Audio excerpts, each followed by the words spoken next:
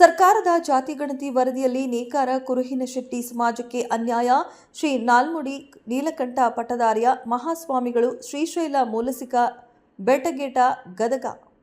ಇತ್ತೀಚೆಗೆ ಕರ್ನಾಟಕ ಘನ ಸರ್ಕಾರ ಜಾರಿಗೊಳಿಸಲು ಮುಂದಾಗಿರುವ ಶ್ರೀ ಕಾಂತರಾಜ ಹೆಗಡೆ ಆಯೋಗವು ನೀಡಿರುವ ಜಾತಿ ಗಣತಿ ಸಮೀಕ್ಷಾ ವರದಿ ಜಾರಿಗೊಳಿಸಲು ನಮ್ಮ ವಿರೋಧವಿದೆ. ಇದರಲ್ಲಿ ಅವರು ತಿಳಿಸಿದ ನಮ್ಮ ಸಮಾಜದ ಜನಗಣತಿ ಅಂಕಿಅಂಶಗಳು ಸತ್ಯಕ್ಕೆ ದೂರವಾಗಿದೆ. ವಣ ಕುರುಹಿನಶೆಟ್ಟಿ ಸಮಾಜದ ಮೂಲಪೀಠದ ಪೀಠಾಧ್ಯಕ್ಷರಾಗಿ ಕರ್ನಾಟಕದಾದ್ಯಂತ ಪ್ರವಾಸ ಕೈಗೊಂಡ ಕುರುಹಿನಶೆಟ್ಟಿ ಸಮಾಜದ ಜನಸಂಖ್ಯೆಯು ಸುಮಾರು 12 ಲಕ್ಷಕ್ಕೂ ಅಧಿಕವಿರುವುದು ನಮಗೆ ತಿಳಿದಿರುವ ವಿಷಯ. ಈಗ ಜಾರಿಗೊಳಿಸುತ್ತಿರುವ ಸಮೀಕ್ಷಾ ವರದಿ ಪ್ರಕಾರ ಪ್ರತಿಯೊಂದು ಊರಿನ ಮನೆಗೆ ತೆರಳಿ ಸರಿಯಾದ ಮಾಹಿತಿ ಸಂಗ್ರಹಿಸದೇ ಇರುವುದು. 10 ವರ್ಷಗಳ ಹಿಂದೆ ಮಾಡಿರುವ ಸಮೀಕ್ಷೆಯು ಅವೈಜ್ಞಾನಿಕವಾಗಿ ಇರುವುದರಿಂದ ಈಗ ಈ ವರದಿ ಪ್ರಸ್ತುತವಾಗಿರುವುದಿಲ್ಲ. ಹಿಂದುಳಿದ ಸಮುದಾಯರಲ್ಲಿ ಒಂದಾಗಿರುವ ಕುರುಹಿನಶೆಟ್ಟಿ ಸಮಾಜವು ಆರ್ಥಿಕವಾಗಿ, ಸಾಮಾಜಿಕವಾಗಿ, ಶೈಕ್ಷಣಿಕವಾಗಿ ಹಾಗೂ ರಾಜಕೀಯವಾಗಿ ಹಿಂದೆ ಉಳಿದಿರುವುದಕ್ಕೆ ಈ ತರಹದ ಅವೈಜ್ಞಾನಿಕ ಪ್ರಾಯೋಗಿಕ ಸಮೀಕ್ಷೆಗಳೇ ಕಾರಣ.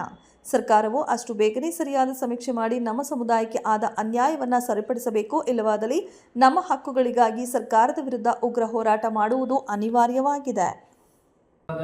ಬಳ್ಳಾರಿ ವಿಭಾಗ, ಗುಲ್ಬರ್ಗ ವಿಭಾಗ, ಬೀದರ್ ವಿಭಾಗ ಸಂಚಾರ ಮಾಡಿರ್ತಕ್ಕಂಥ ಅವಧಿಯಲ್ಲಿ ನಾವು ಅಂದಾಜು ಏನಿಲ್ಲ ಅಂದ್ರೂ 12 ಲಕ್ಷ ಆಜುಬಾಜೂ ಜಾಸ್ತಿ ಹೋಗ್ತಾ ಇದೆ.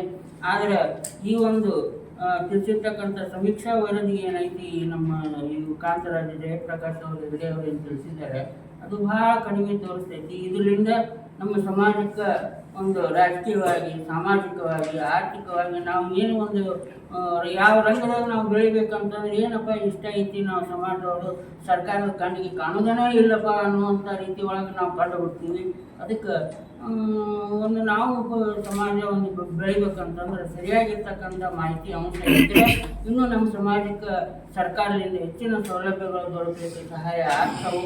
ಆ ದಿಶೆ ಒಳಗೆ ನಾವು ಇವತ್ತಿನ ದಿವಸ ಸಮಾಜದ ಬಾಂಧವರು ಮತ್ತು ಎಲ್ಲರೂ ಕೂಡಿಕೊಂಡು ಇಲ್ಲಪ್ಪ ನಮ್ಮ ಸಮಾಜದ್ದು ಭಾಳ ಕಡಿಮೆ ಆಗೈತಿ, ಅದಕ್ಕೆ ಈ ಒಂದು ಜಾತಿ ಗಣತಿಯನ್ನು ಪುನಃ ಇನ್ನೊಮ್ಮೆ ಇದನ್ನು ಮಾಡಿಸಿ ಆಮೇಲೆ ಮತ್ತಿರ್ತಕ್ಕಂಥ ಏನಾದ್ರೂ ಅದರಲ್ಲಿ ಇನ್ನೂ ಹೆಚ್ಚಿನ ರೀತಿ ಒಳಗೆ ಕಂಡು ಬಂದಲ್ಲಿ ನಮಗೆ ಇನ್ನೂ ಹೆಚ್ಚಿನ ಪ್ರೋತ್ಸಾಹ ಸಿಗ್ತೈತೆ ಅಂತಕ್ಕಂಥ ಮಾತನ್ನು ಈ ಸಂದರ್ಭದಲ್ಲಿ ನಾವು ತಿಳಿಸ್ತಾ ಇದ್ದೀವಿ. ಈ ಒಂದು ಬಳಸಿರ್ತಕ್ಕಂಥ ಕಾಂತರಾಜ ಪ್ರಕಾಶ್ ಹೆಗಡೆ ಅವರದ್ದು ಒಂದು ಇದಕ್ಕೆ ನಮ್ಮದು ಸ್ವಲ್ಪ ವಿರೋಧ ಐತಿ.